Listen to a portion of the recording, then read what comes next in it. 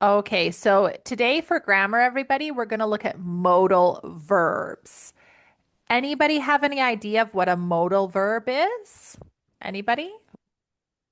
No, I don't. Okay, so we're going to read about modal verbs. I would like, please, Lisa, if you can read here. Modal verbs are auxiliary verbs that express possibility, ability, permission, obligation, advice, or necessity. Excellent. Very well done. So, truthfully, there are more modal verbs than we see here in this list, but these are the ones we're going to focus on today.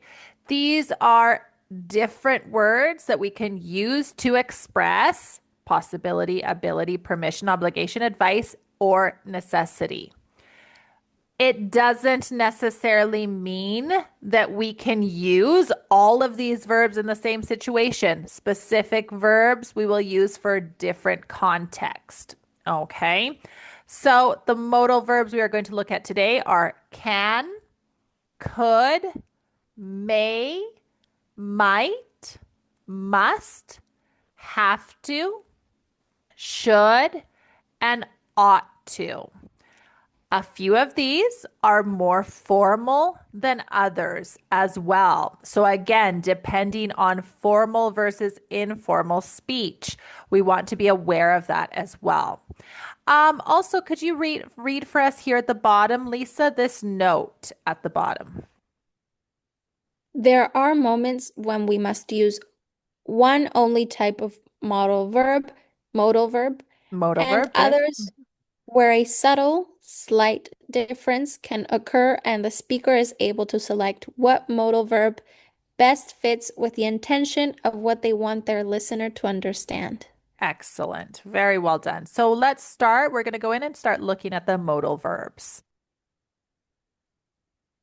Perfect. So let's continue. Lisa, do you want to read second to last one, please?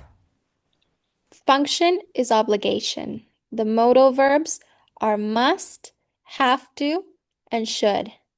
Examples are she has to listen carefully, we must save the patient. Exactly. So, in your opinion, out of these three, must, have to, and should, do you think one of these or two of these is more formal than others? I think must and should are formal. So, good, excellent. So, must is formal. Yes, must is an obligation, right? Should is a bit more informal. It's more of a suggestion. If I say, you must listen to me, this is an obligation. It is very formal. I am telling you, you have to pay attention. You have to listen to me. So, have to and must, those are more formal and direct. Whereas you should listen to me, it's obligation, but at the same time, slight suggestion as well. Okay, good, Okay. excellent. And let's read the last one as well. The function is advice or suggestion. The modal verbs are should, ought to, ought to. Ought to, that was right. Good. Ought to. Very good. They ought to lose weight. She should take her medication. Good. So remember this word again, ought to. A little bit wider, lower Ought. jaw drop. Ought. Okay. Try it once more. Do you want to repeat that sentence? They ought to lose weight. Awesome. Great job. Wonderful. So, just like I asked previously, do you think should or ought to is more formal?